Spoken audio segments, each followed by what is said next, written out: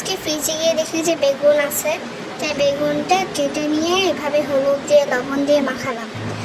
এবার একটু চালের গুঁড়ি দিলাম, সুন্দর করে মাখায় নিতে হবে।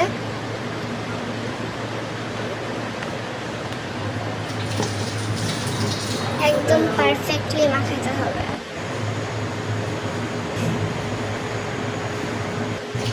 এবার টুকটুস করে দিয়ে দিলাম তেলের মধ্যে।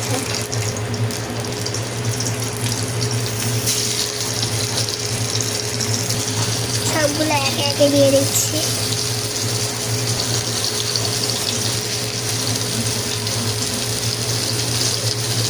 এবার মাঝখানে একটা ছিল, তারপর একটা ওইটা মাঝখানে দিয়ে দিলাম, সুন্দর লাগতেছে দেখতে। এবার ঢাকনা দিয়ে দেবো কিছুক্ষণের জন্য, তারপরে আবার উল্টাই দিতে হবে। একে একে সবগুলো উল্টাই দিচ্ছি।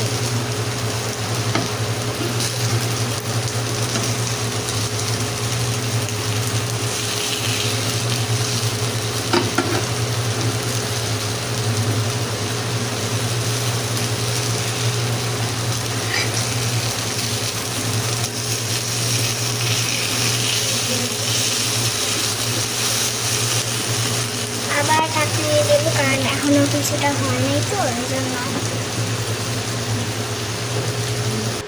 এবার ফাইনালি হয়ে গেছে, চুলা থেকে নামায় এখন প্লেটের মধ্যে পরিবেশন করছি। উঠাইতে পারছিলাম না ঠিক মতন।